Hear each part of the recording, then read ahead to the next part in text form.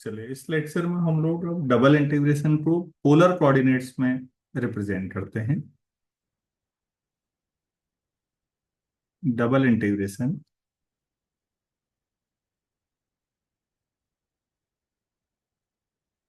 In terms of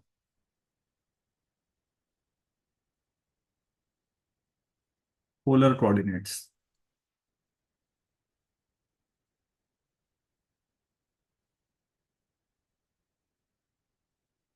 चलिए, कैसे निकालें, पहले इसको सीखते हैं।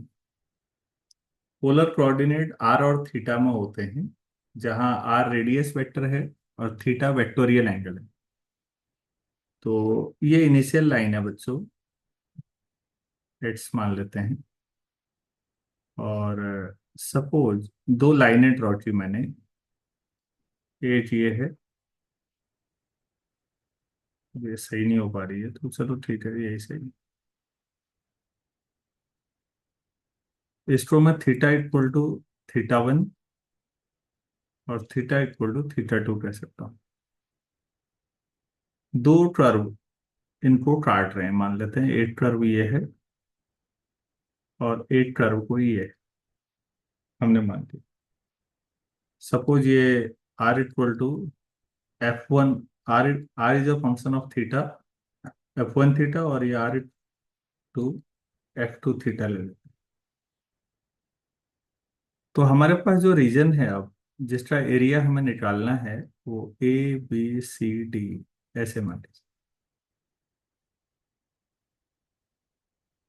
तो ये दो कर्व हैं, r equal to F1 theta से r equal to F2 theta, और दो बाउंड्री है, थीटा इक्वल टू थीटा 1 से थीटा इक्वल टू थीटा 2।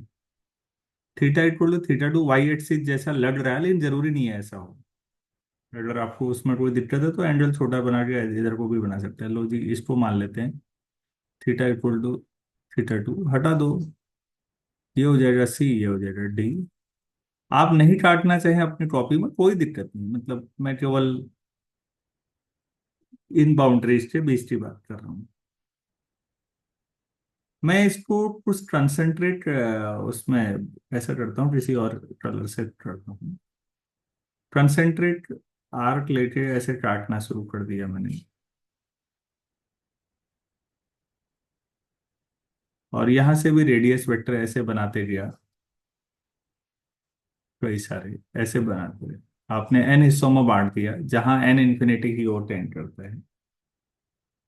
और अब आप कोई एक इनमें से ले लेते हैं। सपोज आपने ये ले लिया, ये P है, ये Q है, ये R है, और ये S है। ये वाला पोर्शन मैंने ले लिया, सपोज ये वाला एक एलिमेंट्री। इसका एरिया निकालते हैं पहले। तो थोड़ी कहानी यहाँ बना लेता हूँ। लेट O से P तक की दूरी को मैं R मान लेता हूँ, और O से Q तक की जो दूरी होगी वो R से थोड़ा सा, मान लो R प्लस डेल्टा R हो गई, ये होता है। और सपोज बच्चों ये एंगल थीटा है, नीचे देखिएगा मैं कौन सा ले रहा हूँ, POX।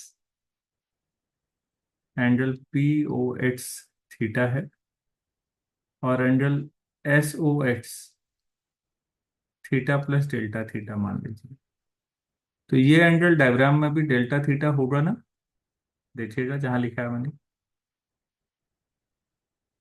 थीटा था, थीटा में थोड़ा सा बढ़ा दिया डेल्टा। क्लियर है इतना? Yes sir. चलो, आप लोग जानते होंगे कि अगर कभी सपोज आपके पास ये आर है और ये डेल्टा थीटा है, या थीटा या अल्फा कुछ भी हो, तो ये दूरी आर इंटू डेल्टा थीटा होती है। Angle equal to arc upon radius, ऐसा पढ़ा है। Yes sir. Arc upon radius, तो एंगल डेल्टा थीटा है, रेडियस आर है, तो आर्क आ जाएगा। कौन सा आर्क हो गया ये? Arc PS, are delta theta. तो फिर आर्क क्यू आर क्या हो जाएगा? आर की जो क्या हो जाएगा?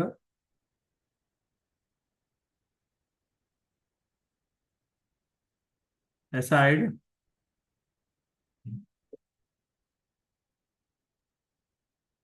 देखिएगा, ये क्यू है, ये ओ है। ये दूरी आर प्लस डेल्टा आर है या नहीं, ऊपर देखिए तो। O Q yes sir. और ये डेल्टा थीटा है, तो ये आर क्यू आर जो है वो r plus delta r into delta theta आ जाएगा ना। Yes sir. हम्म। तो मुझे एरिया निकालना है पी क्यू आर एस। आप लोगों ने नोट कर लिया है तो मैं अगले पेज में जाऊं। Yes sir.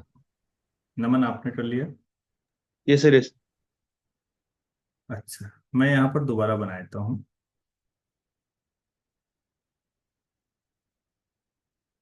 ये क्यू था, ये आर था, और ये थोड़ा पहले पी था, और ये एस था।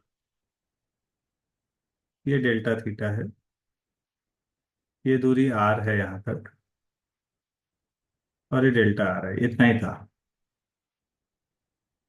तो area P Q R S चाहिए मुझे। तो वो एरिया, हाँ इसको ओ है यहाँ पर। बहुत छोटा है ये, जितना छोटा आप सोच सकते हैं, तो इसको ट्राइंगल की तरह ट्रीट कर सकते हैं, राइट एंगल ट्राइंगल की तरह। Area O Q R minus area O P S, ऐसा लिख सकता हूँ, जरा देखिए तो। ओ क्यू आर वाला पूरा एरिया में से अगर ओपीएस एरिया हटा दूं तो पी क्यू आर एस बचेगा या नहीं।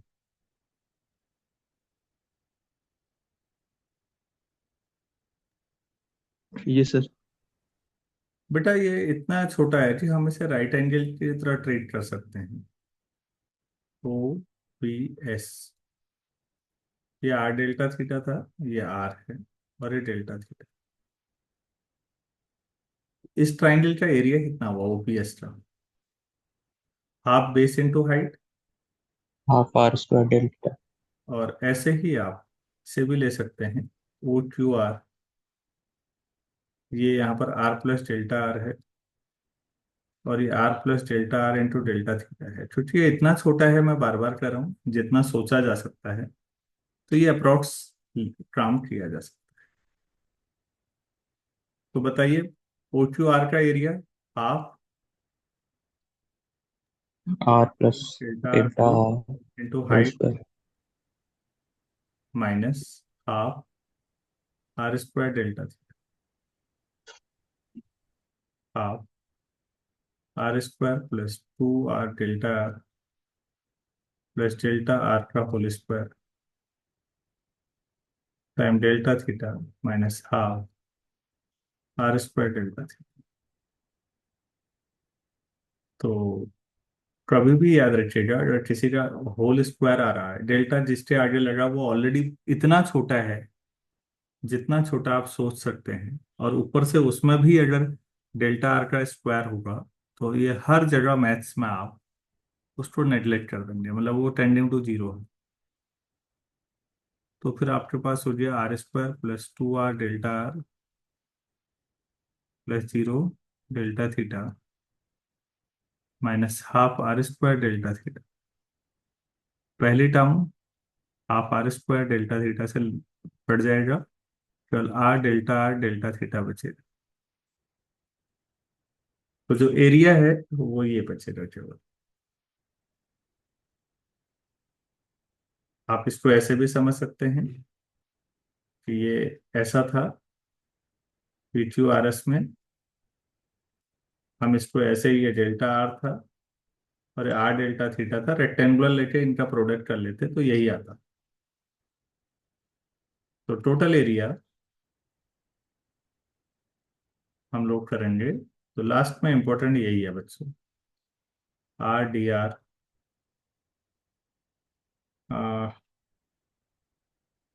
D theta D R, R D theta एक साथ, R D theta D R. तो फिर ये आर की लिमिट होगी इधर राइट वाली, r equal to F one theta से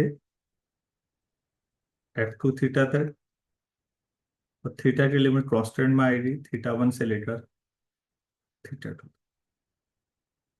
तो अब हमें एरिया जब पोलर कोऑर्डिनेट्स में निकालना होगा तो हम इस एंगल से काम करेंगे।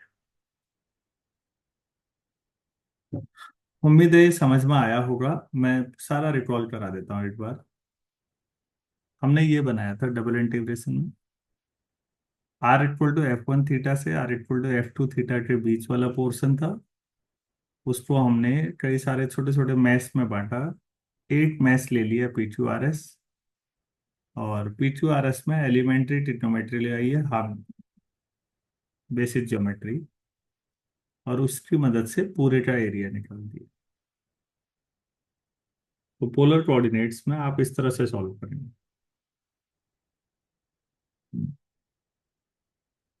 आप लोगों को ये बात समझ में आ गई है अच्छी तरह से, या कहीं कोई डाउट हो रहा है? समझ में आया सर। अच्छा, सर आइए सर। ठीक है। मैं इस पर अब क्वेश्चन कराना चाहूंगा। तो हम लोग क्वेश्चन सॉल्व करते हैं, सरल सवालों से उठाते हैं चीजों को। इसको सॉल्व करना है 0 से पाई, 0 से लेकर a sin theta, r d theta. वैसे भी समझ में आ रहा है, ये लिमिट थीटा में है तो ये r की लिमिट होगी, मतलब आप नहीं लिखा है तब भी समझिए। तो आप थीटा की लिमिट तो 0 से पाई तक है, r की लिमिट 0 से a sin थीटा है। पहले r dr ही करेंगे और फिर d थीटा बाद में जाएगा।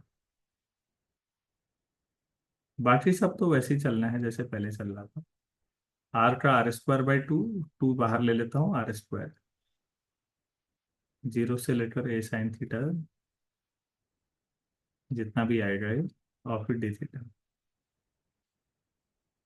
आप इसकी जो वैल्यू रखेंगे,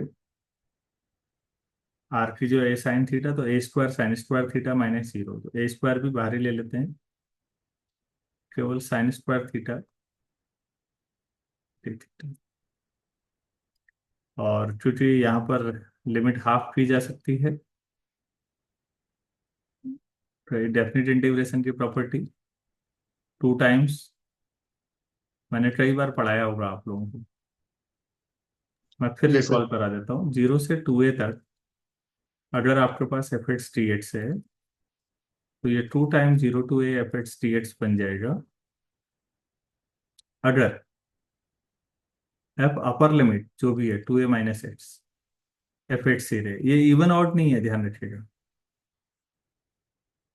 इवन में x की जो -x रखते हैं, और अगर ये -f(x) आ गया तो इस इंटीग्रेशन की वैल्यू 0 हो जाएगी। बल्कि मैंने प्रूफ भी कराया होगा। तो अब आप लोग इसको 0 से π/2 sin² थीटा गामा फंक्शन से करें, या डायरेक्टली अगर आपको पता हो तो ये π/4 होता है। तो ये πa² /4 आंसर आ गया 0 से π तक। तो ये कर लिया हम। क्लियर हो पाया ये? हो गया सर। Yes sir. ठीक। एक आध सवाल थोड़ा और कर लेते हैं इस पर। 0 से π, 0 से a times 1 + cos theta r³ sin theta cos theta d theta dr। ये सवाल है, और मैं चाहता हूं कि आप लोग करें। आप ट्राई करें तो।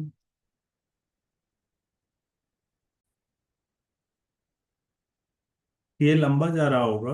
पहले किसके रिस्पेक्ट में किया आप लोगों ने? सर आर के रिस्पेक्ट। हाँ आर। आर के रिस्पेक्ट में, फिर वो कैलकुलेशन थोड़ी लंबी जाएगी।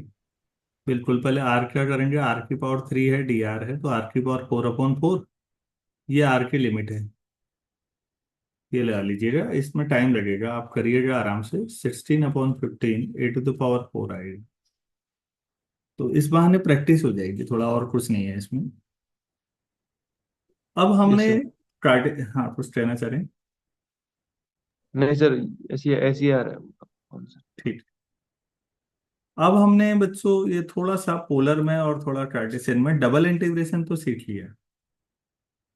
अब जो सबसे इंपॉर्टेंट सवाल वो है, वो ये उठता है कि क्या हम इंटीग्रेशन की जो लिमिट्स हैं उनको इंटरचेंज कर सकते हैं? तो उसका जवाब है हाँ। अगला सवाल है, क्या हमेशा ऐसा कर सकते हैं? तो उसका जवाब है ना। तो फिर सबसे इंपॉर्टेंट सवाल कि किस सिचुएशन में हम इंटीग्रेशन की जो ऑर्डर हैं उनको चेंज कर सकते हैं, change of order of integration.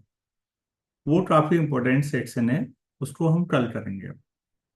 आज आप लोग अपनी प्रैक्टिस जारी रखिए, कोई भी किताब उठा लीजिए। बहुत सारे सवाल मिल जाएंगे डबल इंटीग्रेशन के पोलर में, नहीं तो गूगल पे मिल जाएंगे पीडीएफ। आप सॉल्व करके दो चार सवालों से अपनी प्रैक्टिस बना लीजिए। तो इसको इतना ही करते हैं आज, बाकी कल ओके। करते हैं। Thank you.